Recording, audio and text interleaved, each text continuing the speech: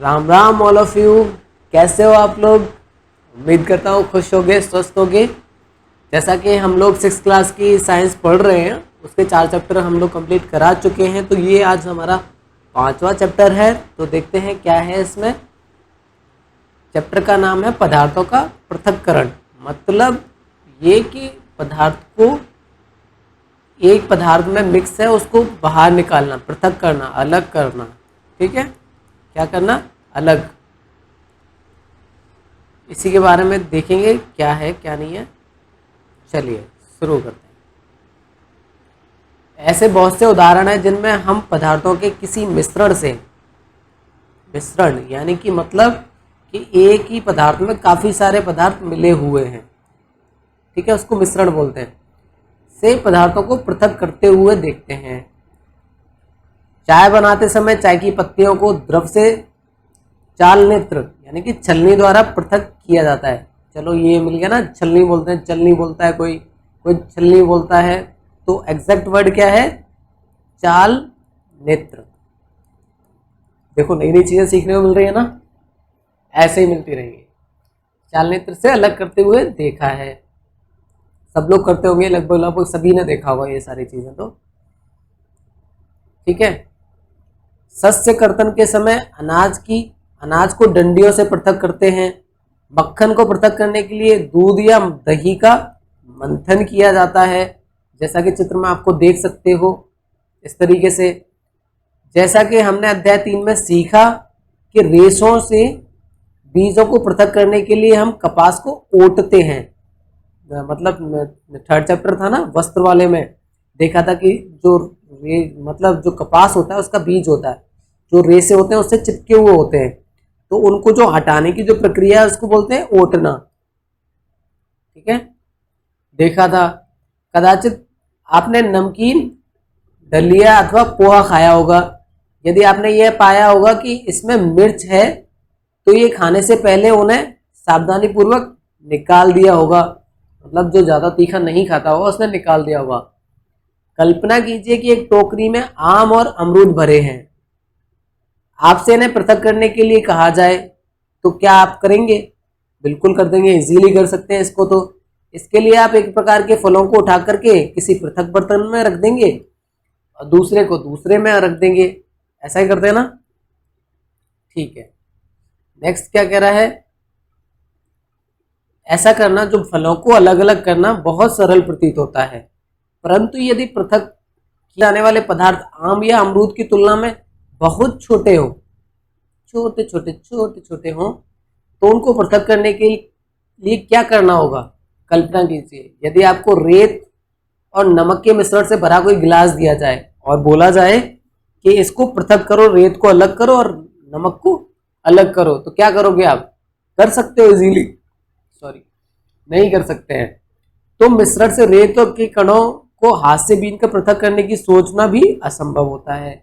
बिल्कुल नहीं कर सकते। तो इसके लिए अपन क्या करेंगे, क्या कर सकते हैं, सोच के बताना। परंतु पहले यह जानना चाहती है कि ऐसे पदार्थों को पृथक करने की हमें आवश्यकता ही क्यों होती है? क्यों हो सकती है काफी बार। ठीक है, अब एक्सपेरिमेंट में देखेंगे। क्रियाकलाप 1 में देखने वाले हैं अपन लोग, क्या देखने वाले हैं, देखते हैं क्या देखने वाले हैं। सारणी 5.1 के कॉलम 1 में पृथक्करण के कुछ प्रक्रम दिए गए हैं। पृथक करने का उद्देश्य अथवा अवयवों को पृथक करने के ढंगों को कॉलम 2-3 में दिया गया है।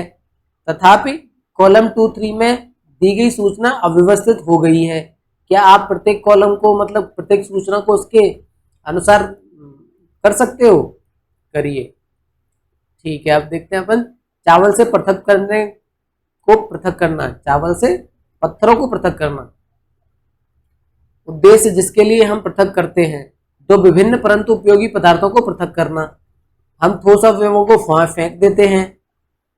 मक्खन प्राप्त करने के लिए दूध का मंथन करते हैं। अनुपयोगी अवयवों को दूर करना, हम अशुद्धियों को फेंक देते हैं।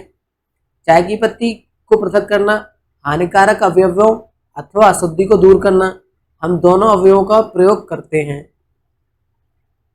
तो ये इसमें ये गलत है, ये होना चाहिए इसके लिए, ये होना चाहिए, अशुद्धि को फेंक देते हैं इसके लिए, ये वाला सही है ना।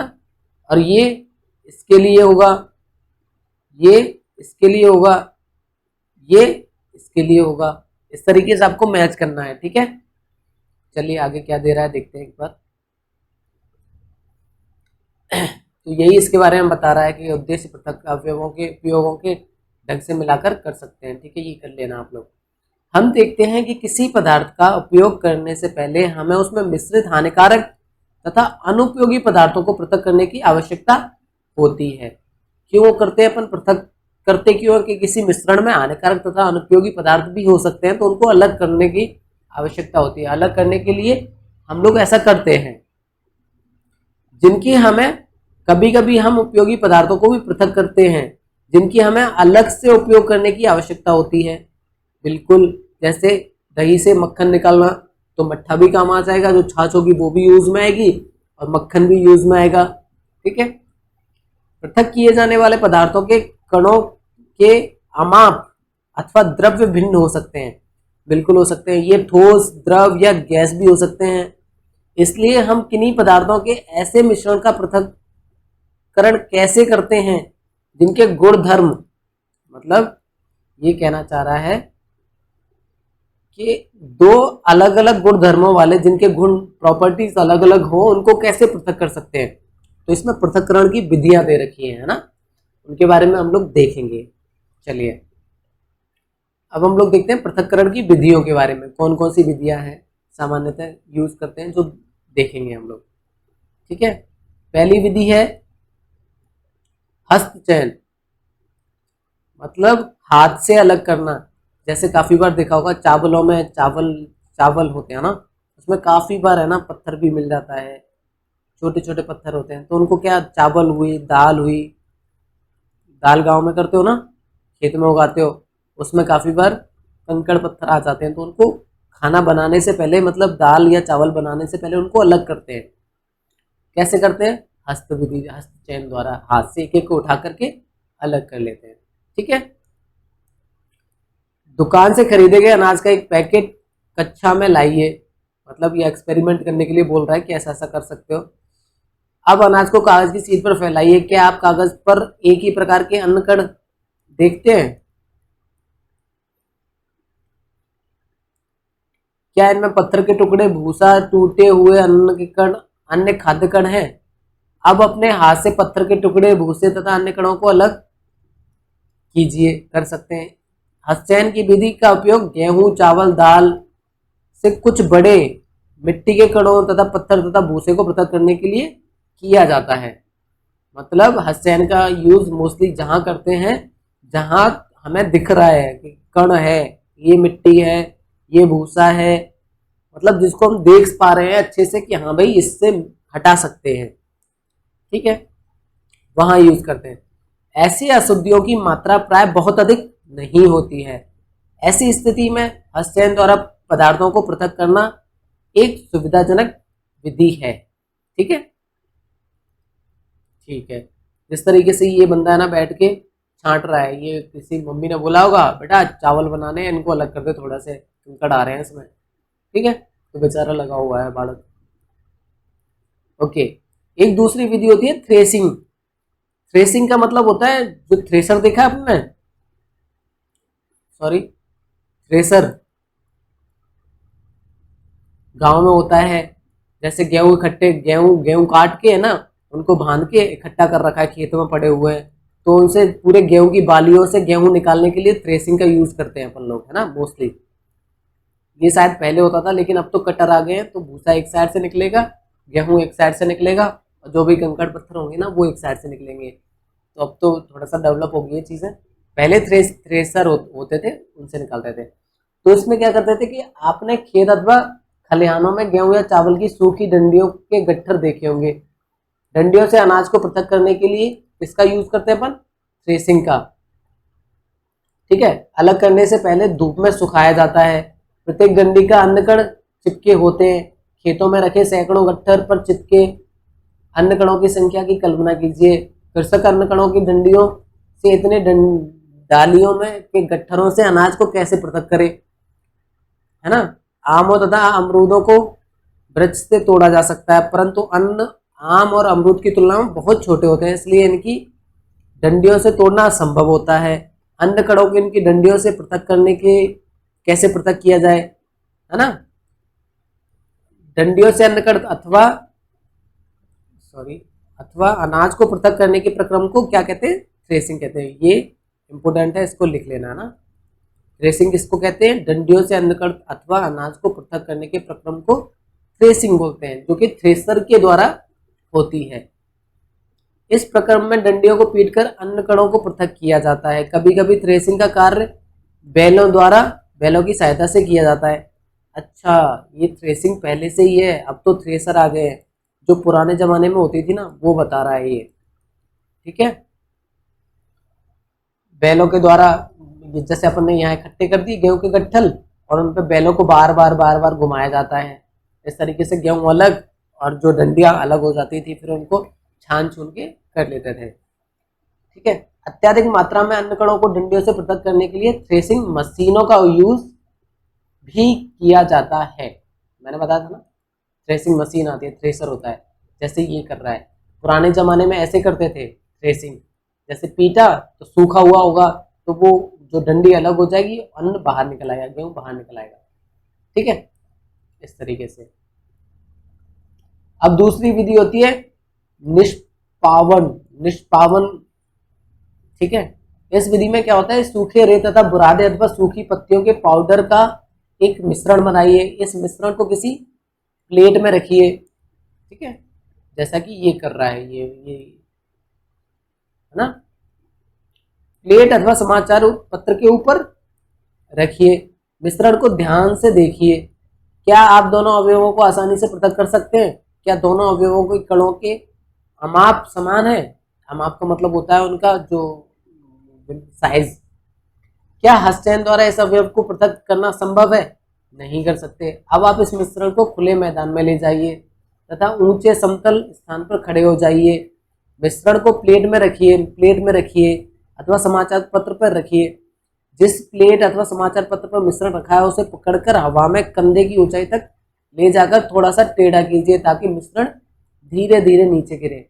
अरे ये वो है जैसे अपन वो करते हैं ना, जैसे हवा चलती है तो एक मतलब तसले में गेहूं वेहूं रख लिया, जो भारी कण होते हैं वो वहीं की जमीन पे बैठ जाते हैं और जो हल्के कण होते हैं वो थोड़े दूर जाके गिरते हैं, है ना। तो इस तरीके से यहाँ से अलग कर लेते हैं अपन लोग, ठीक है। उसी तरीके से करते हैं इसको भी। अथवा समाचार पत्र पर रखिए धीरे धीरे। हाँ, ये तो पढ़ी चुके अपन, ठीक है। क्या होता है, एक सेकेंड, क्या होता है, क्या दोनों अवयव रेत एवं बुरादा सूखी पत्तियों का पाउडर, रेत भारी होगा वो नीचे बैठ जाएगा, बुरादा उड़ जाएगा, थोड़ी दूर जाके गिरेगा। एक ही स्थान पर गिरते हैं? नहीं गिरते। क्या कोई अवयव ऐसा है जो वायु द्वारा दूर उड़कर गिरता है? क्या वायु मिश्रण के दोनों अवयवों को पृथक करने में सफल हुई? बिल्कुल हो गई। किसी मिश्रण के अवयव को इस प्रकार पृथक करने की विधि को निष्पावन बोलते हैं। इसमें पवन का यूज होता है। निष्पावन मतलब हवा द्वारा अलग करना, ठीक है। निष्पावन का उपयोग पवनों अथवा वायु के झोंकों द्वारा मिश्रण से भारी अथवा हल्के अवयवों को पृथक करने में किया जाता है। ओके, मोस्टली देखा होगा, जो भी गांव से बिलोंग करते हैं बच्चे, उन्होंने इस चीज को नोटिस किया होगा, देखा होगा, है ना। साधारणतः किसान इस विधि का उपयोग हल्के भूसे को भारी अन्य कणों से पृथक करने के लिए करते हैं। मैंने बताया था ना पहले, ठीक है। जैसे ये लेडी है ना, कर रही है, इसमें भूसा दूर जाके गिरेगा, जो भारी कण है गेहूं है या अन्न के वो जमीन पर गिर जाएंगे, भूसा थोड़ी अन्न से थोड़ा दूर गिरेगा। इस तरीके से करते हैं ना, ठीक है। अब नेक्स्ट क्या है, नेक्स्ट है अपना चालन द्वारा, ठीक है। ये देख लेना, इसमें कुछ नहीं है, उसी के बारे में बता रहे हैं। चालन, कभी कभी हमें आटे से व्यंजन बनाने की इच्छा होती है। हमें इसमें उपस्थित चोकर अथवा अन्य अशुद्धियों को पृथक करने की आवश्यकता होती है। तब हम क्या करते हैं, इसके लिए हमें छलनी का यूज करते हैं अथवा आटा डालते हैं। अरे चालन का मतलब हो गया किसी भी छलनी का यूज कर लिया अपन ने, जो मोटा मोटा गेहूं रह गया होगा आटे में उसको अलग कर देते हैं। ठीक है, वही है, इसको चालन बोलते हैं। जैसा कि ये इसमें देख सकते हैं आप लोग, इस विधि को चालन बोलते हैं। अब तक अपन क्या क्या पढ़ चुके? थ्रेसिंग, ठीक है, और निष्पावन और चालन। ठीक है, चालन में और क्या कह रहा है ये? चालन विधि में आटे के छोटे छोटे कण चालनी के छिद्रों द्वारा निकल जाते हैं, जबकि बड़ी अशुद्धियां चालनी में रह जाती हैं। इस तरीके से हम लोग इसको अलग कर लेते हैं। प्राय आटे की मिलों में गेहूं को पीसने से पहले पत्थरों तथा भूसे जैसे अशुद्धियों को हटाया जाता है। साधारणतः गेहूं की बोरी को एक तिरछी चालनी पर डाला जाता है। चालन द्वारा पत्थर, डंडियां, भूसा जो निष्पावन थ्रेसिंग के बाद गेहूं में रह जाते हैं उनको दूर किया जाता है। ओके, आप इसी प्रकार बड़े बड़े चालनों को भवन निर्माण वाले स्थानों पर रेत से कंकड़ तथा पत्थर पृथक करने के उपयोग में लाते हुए देखा होगा। ये चीज आपने नोटिस की होगी। वैसे तो इसमें जितनी भी चीजें हैं वो सारी नोटिस की होगी आपने। जैसे घर बनाते हैं ना, तो उसका प्लास्टर करते हैं तो उसमें कंकड़ का यूज नहीं होगा भाई, प्योर रेत चाहिए अपने को, छोटे छोटे कण वाला। तो क्या करते हैं, एक चलना होता है बड़ा सा चालन, है ना, उसमें रेत डालते हैं और दो बंदे इसको हिलाते हैं। तो जिससे क्या होता है कि वो जो मोटे मोटे कंकड़ होते हैं उनको अलग कर देते हैं, और जो पतला पतला रेत रह जाता है उसको अलग रख देते हैं, जिसको यूज में लेना होता है। ठीक है, वही है। आगे देखते हैं क्या है। जैसा कि ये दिख रहा है आपको, है ना, ये रेत है, मिला हुआ कंकड़ भी है इसमें। तो अब इससे हमें छोटे छोटा वाला रेत चाहिए प्योर, तो इस पे ऊपर डालेगा तो कंकड़ एक साइड में आ जाएगा, और जो प्योर चाहिए वो एक साइड में रह जाएगा। यही है। अब देखो ये क्या कह रहा है, एक्सपेरिमेंट करवाने के लिए बोल रहा है, करते हैं। कक्षा में एक चालनी तथा थोड़ा सा आटा घर से लाइए। चालन द्वारा आटे से अशुद्धियों को पृथक कीजिए। अब चाक का पाउडर बनाइए तथा उसको आटे के साथ मिलाइए। इस मिश्रण का चालन कीजिए। क्या हम चालन द्वारा चाक पाउडर तथा आटे को पृथक कर सकते हैं? बिल्कुल नहीं कर सकते हैं, क्योंकि वो ज़्यादा पीसने के बाद में वही हो जाएगा। चालन विधि का उपयोग मिश्रण के दो ऐसे अवयवों जिनका अमापों में अंतर हो को पृथक करने में किया जाता है। ये इंपॉर्टेंट लाइन है, दे देगा। चालन विधि का उपयोग कब किया जाता है? तो चालन विधि का उपयोग ऐसे मिश्रणों को अलग करने के लिए किया जाता है जिसमें जिनकी अमापों में अंतर हो, यानी कि इनके साइजों में अंतर हो। अब इसमें चॉक पाउडर का भी साइज सेम है और आटे का भी साइज सेम है, तो कैसे अलग करोगे? नहीं कर सकते। ओके, नोट कर लेना, जो भी मैं हैशटैग लगा रहा हूँ ना उसको नोट करते चलना, इंपोर्टेंट है।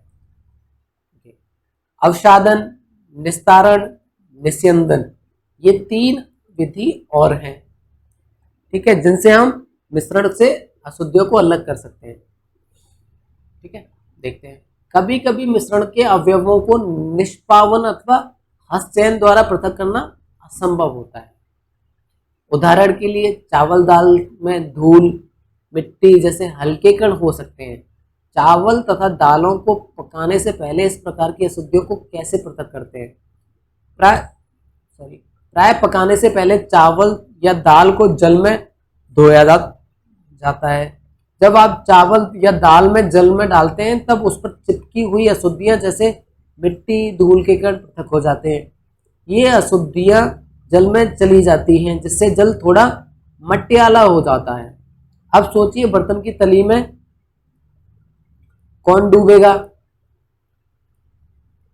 है ना, चावल या धूल? क्या आपने देखा होगा कि बर्तन थोड़ा सा टेढ़ा करके जल को बाहर गिराया जाता है। मिश्रण से जल मिलाने पर भारी अवयवों के नीचे तली में बैठ जाते हैं, है ना। इस प्रक्रम को क्या बोलते हैं? अवसादन। ये इंपॉर्टेंट है। अवसादन किसको बोलते हैं? मिश्रण में जल मिलाने पर भारी अवयवों के नीचे तली में बैठ जाने के प्रक्रम को अवसादन बोलते हैं। ठीक है, ठीक है। अवसादित मिश्रण को बिना हिलाए जल को मिट्टी सहित उड़ेलने की प्रक्रिया को क्या बोलते हैं? निस्तारण बोलते हैं। ये भी इम्पोर्टेंट है।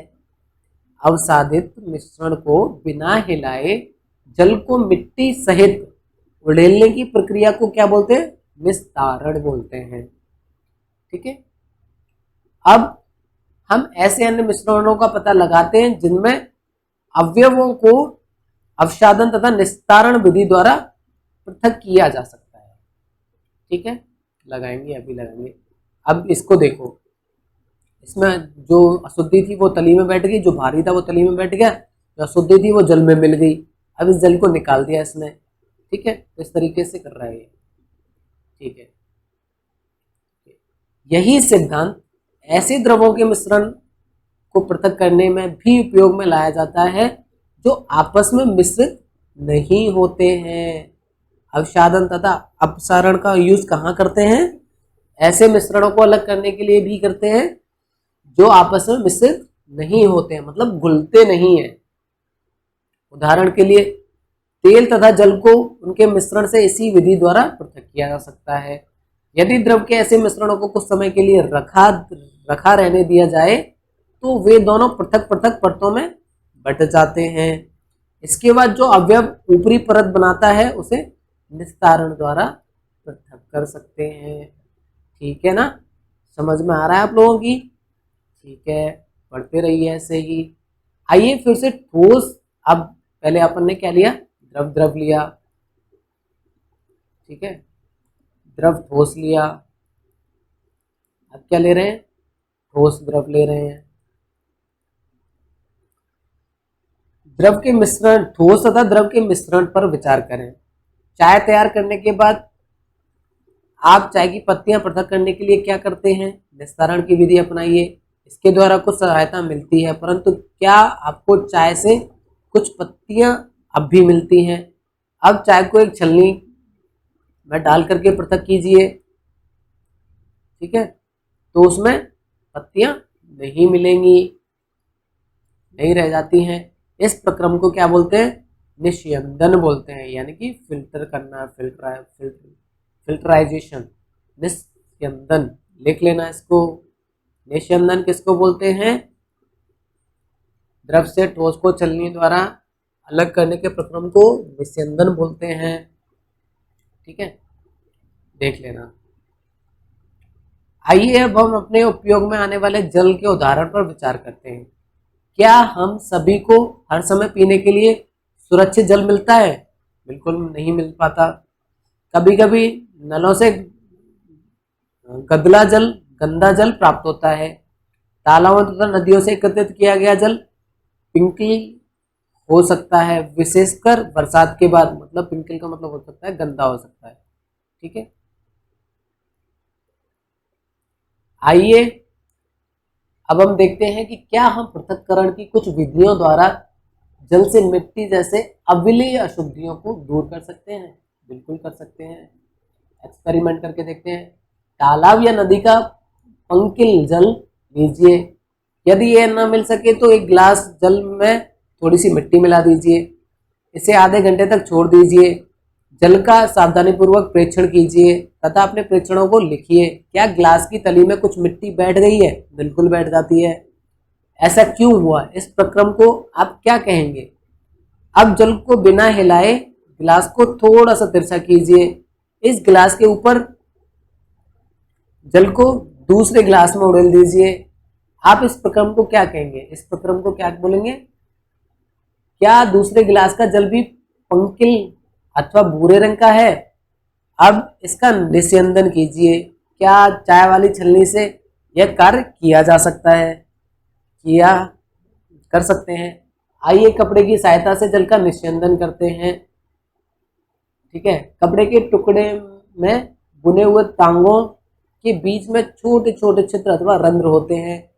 कपड़े के इन्हीं छिद्रों का उपयोग निस्यंदन के रूप में किया जा सकता है। ठीक है ना? ओके, नेक्स्ट देखते हैं क्या है। यदि जल अब पंकिल है तो अशुद्धियों को फिल्टर पत्र द्वारा निस्यंदन कर सकते हैं। फिल्टर पत्र के द्वारा निस्यंदन कर सकते हैं, उसको शुद्ध कर सकते हैं, जिसमें और भी छोटे रंध्र होते हैं। फिल्टर पत्र एक ऐसा निस्यंदन होता है जिसमें अत्यंत सूक्ष्म छिद्र होते हैं, जैसे मतलब इमेज 5.9 में दे रखा है। फिल्टर पत्र के उपयोग से संबंधित विभिन्न चरण दर्शाए गए हैं। फिल्टर पत्र को शंकु के रूप में मोड़कर कीप में लगा दिया जाता है। इसके पश्चात मिश्रण को फिल्टर पत्र के ऊपर उड़ेलते हैं। मिश्रण के ठोस कण इसके छिद्रों से नहीं गुजर पाते, फिल्टर पत्र पर ही रह जाते हैं। इस तरीके से हम लोग जल से अशुद्धियों को दूर कर पाते हैं। ठीक है, जैसा कि इसमें दे रखा है, ऐसे करके ऐसे। ठीक है, आगे बढ़ते हैं। साधारणतः फलों तथा सब्जियों के रंगों को पीने से पहले उनसे बीजों तथा ठोस कणों को पृथक किया जाता है। निस्यंदन विधि का उपयोग घरों पर पनीर बनाने में भी होता है। देखा होगा ना, जैसे पनीर बनाने के लिए जैसे दूध होता है ना, उसको जो दही होता है उसको एक उसमें डाल रख देते हैं कपड़े में, सूती कपड़े में लपेट के उसको पानी निकाल के बिल्कुल टाइट करके रख देते हैं, तो वो पनीर बन जाता है। देखा होगा ना। आपने देखा होगा कि पनीर बनाने के लिए दूध को उबालने से पहले उसमें नींबू का रस मिलाया जाता है। इससे पनीर के ठोस कण तथा द्रवों का मिश्रण प्राप्त होता है। पनीर को मिश्रण से कपड़े या छलनी से फिल्टर करके पृथक किया जाता है। ठीक है, ओके, ये निस्पंदन बोलते हैं इस प्रक्रिया को। अब पढ़ते हैं अपन लोग वाष्पन के बारे में। वाष्पन कैसे करते हैं? जैसे जल में कोई चीज को, जल से किसी चीज को अलग करना है, ऐसी चीज को अलग करना है जो उसमें घुल गई है, जैसे पानी तथा चीनी के मिश्रण को अलग करना है, तो उसको वाष्पन के द्वारा अलग करते हैं अपन लोग, है ना। ठीक है, चलिए इसका एक्सपेरिमेंट करके देखते हैं। बीकर में कुछ जल गर्म कीजिए, जल में उबलने दीजिए। यदि आप निरंतर गर्म करते रहेंगे तो क्या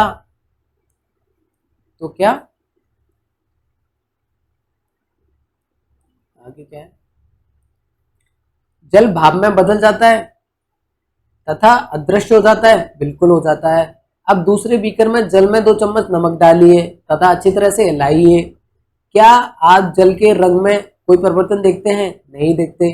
ग्लोडित करने के बाद क्या आप बीकर से कोई नमक देखते हैं? नहीं देखते हैं। नमक के जल से भरे बीकर को गर्म कीजिए, जल को उबलने दीजिए। ठीक है, जल को उबलने दीजिए। बीकर में क्या बचता है? बाद में नमक बचता है। ठीक है, जैसा कि इस चित्र में देख रहे हैं अपन लोग कि एक गिलास लिया और जिसमें नमक मिला दिया, ठीक है, फिर उसको गर्म कर दिया तो पानी तो उड़ जाएगा, बचेगा क्या? नमक। ठीक है, इस तरीके से इस क्रियाकलाप में हमने मिश्रण से जल तथा नमक को पृथक करने के लिए वाष्पन की प्रक्रिया का यूज किया। ठीक है, इसका नमक से मतलब पानी से नमक को अलग करना हो या पानी से चीनी को अलग करना हो तो किसका यूज करते हैं अपन लोग? वाष्पन की प्रक्रिया का यूज करते हैं, है ना। वाष्पन की वजह से ही बारिश होती है, बादल बनते हैं, क्योंकि गर्मियों में जल उड़ जाता है तालाबों से, तो वो बरस जाता है ना। ठीक है, जल को उसके वाष्पन में परिवर्तन करने की प्रक्रिया को वाष्पन कहते हैं। जहां पर जल होता है वाष्पन की प्रक्रिया निरंतर होती रहती है। मैंने बताया ना, तालाबों से गर्मियों में जल उड़ जाता है, वाष्पन हो जाता है, फिर वो बादल बन जाते हैं, फिर बारिश हो जाती है। इस तरीके से आपके विचार से नमक कहाँ से आता है? समुद्र के जल में अत्यधिक मात्रा में लवण मिश्रित होते हैं। इन्हीं लवणों में से एक लवण साधारण नमक है। जल समुद्र के जल को बड़े बड़े उथले गड्ढों में भरकर जमा कर लिया जाता है, तो सूर्य के प्रकाश से जल गर्म होकर के वाष्पन हो जाता है और बाद में क्या बचता है अपने पास? ठोस बचता है, जो कि लवण नीचे बच जाते हैं।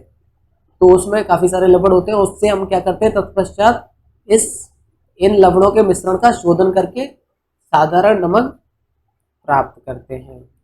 ठीक है, ठीक है, जैसे कि इस तरीके से देखा होगा, कोई गुजरात गया होगा तो वहां पे देखा होगा ऐसे करके बहुत दूर तक उथले मतलब खेतों में समुद्र का पानी भर देते हैं, फिर बाढ़ लगा देते हैं मेड, फिर उनको सूखने दिया जाता है, तो मतलब कुछ दिनों बाद सूख जाता है तो वाइट वाइट हो जाता है, फिर उसको इकट्ठा करके नमक बना लेते हैं। ठीक है, ओके, ठीक है। पृथक्करण की एक से अधिक विधियों का उपयोग, मतलब एक मिश्रण में से पृथक्करण की काफ़ी सारी 2 से अधिक विधियां यूज कर सकते हैं ना। हमने पदार्थों को पृथक करने की कुछ विधियों के बारे में अध्ययन किया। प्राय किसी मिश्रण में उपस्थित विभिन्न अवयवों को पृथक करने में केवल एक विधि का उपयोग पर्याप्त नहीं होता है। ऐसी स्थिति में हमें एक से अधिक विधियों का उपयोग करने की आवश्यकता होती है। ठीक है, देखते हैं एक्सपेरिमेंट 7 क्या कह रहा है। रेत और नमक का मिश्रण लीजिए, इसे आप कैसे पृथक करेंगे। हमने पहले भी देखा है कि हस्तचयन विधि इसके पृथक्करण के लिए व्यवहारिक नहीं मानी जाती है, नहीं होती है। इस मिश्रण को बीकर में रखिए तथा इसमें से कुछ जल मिलाइए। इसके बाद बीकर के को कुछ समय के लिए एक और रख दीजिए। क्या आप यह देखते हैं कि रेत बीकर की तली में बैठ रहा है। इसे निस्तारण या निस्यंदन द्वारा पृथक कर सकते हैं। निस्तारित द्रव में क्या है, क्या आप सोचते हैं इस जल में वही नमक है जो आरंभ में मिश्रण में था। बिल्कुल था। इसने क्या किया कि भैया एक गिलास मतलब नमक और रेत के मिश्रण को एक गिलास में भर दिया, उसमें पानी मिला दिया और उसको सही तरीके से मिला दिया, हिला दिया। तो जो नमक होगा ना वो तो जल में घुल जाएगा, बट जो रेत के कण होंगे जो घुल नहीं सकते हैं वो क्या होगा, तली में बैठ जाएंगे।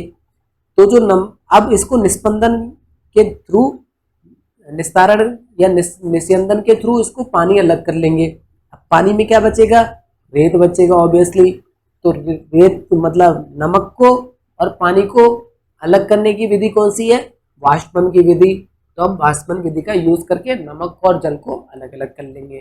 ठीक है, ओके, आगे बढ़ते हैं। अब निस्तारित द्रव से नमक व जल को पृथक करना। इस द्रव को किसी केतली में भरकर इसका ढक्कन बंद कर दीजिए। अब कुछ समय तक केतली को गर्म कीजिए। क्या आप केतली की टोटी से भाप निकलती देखते हैं। बिल्कुल देखेंगे। तो सारा का सारा पानी क्या होगा, जैसे कि इसमें दिख रहा है। ठीक है, एक धातु की प्लेट लीजिए जिस पर कुछ बर्फ रखी हो। प्लेट को केतली की टोटी के ठीक ऊपर पकड़िए जैसा कि चित्र में दर्शाया गया है। आप क्या देखते हैं, केतली के सारे जल को भाप में बदलने दीजिए। भाप में बदल जाएगा, फिर जो इकट्ठा हो जाएगा, इस तरीके से पानी को भी इकट्ठा कर सकते हैं। ठीक है, ओके, तो इसमें यही है। आगे देखते हैं। आगे है, क्या जल किसी पदार्थ की कितनी भी मात्रा को घोल सकता है। बिल्कुल नहीं घोल सकता है। ज़्यादा मिला दिया तो कैसे घुल जाएगा, नहीं घोल सकता है। अध्याय 4 में हमने पाया कि कई पदार्थ जल में घुलकर विलीन हो जाते हैं, विलय हो जाते हैं। तब हम उन पदार्थों को जल में विलेय कहते हैं। यदि हम जल की मात्रा निश्चित रखकर उस पदार्थ की मात्रा को निरंतर बढ़ाते जाएं तो क्या होगा, नहीं, विलय नहीं होगा। चलो एक्सपेरिमेंट कर लेते हैं। इस कार्य के लिए आपको एक बीकर अथवा गिलास, 1 चम्मच नमक तथा जल की आवश्यकता होगी। आधा कप जल बीकर में उड़ेलिए। 1 चम्मच नमक इसमें डालकर तब तक विलोड़ित कीजिए जब तक ये घुल ना जाए।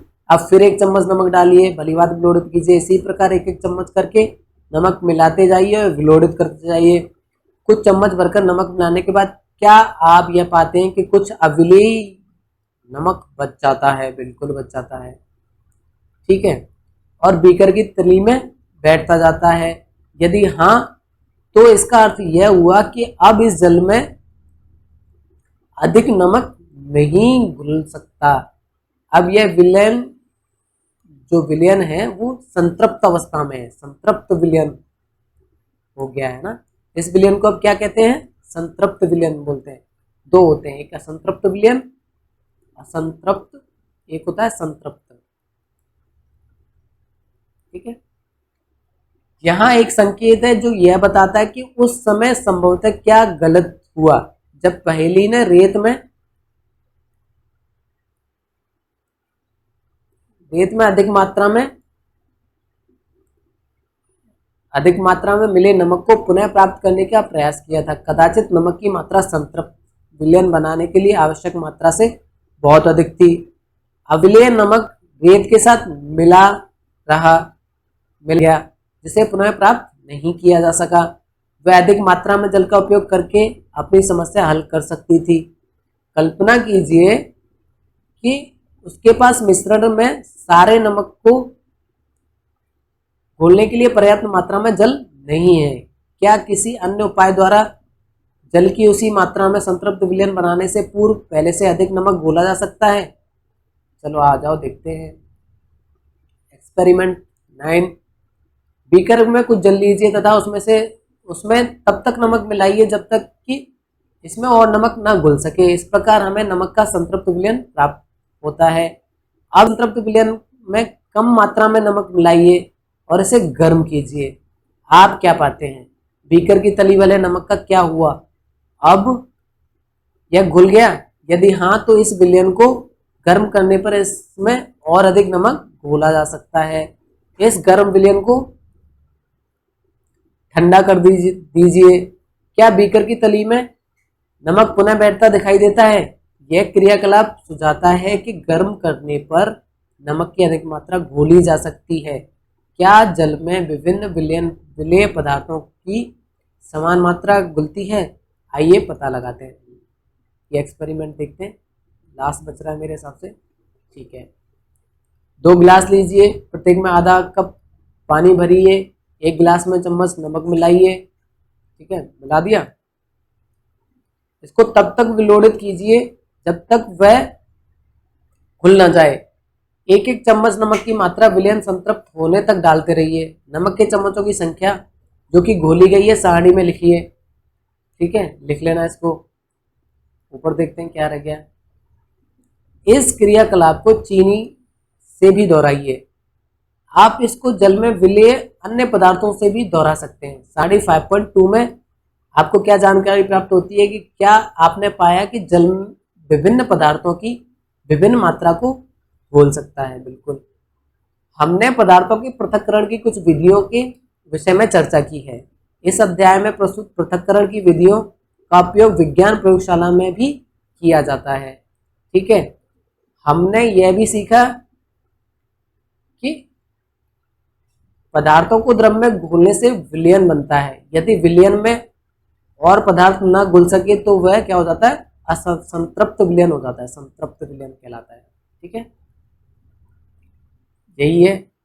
चलो ठीक है, ये चैप्टर कंप्लीट हुआ। अब नेक्स्ट चैप्टर देखते हैं। कल आपके लिए लेके आएंगे नया चैप्टर। जब तक के लिए thank you so much. Thank you.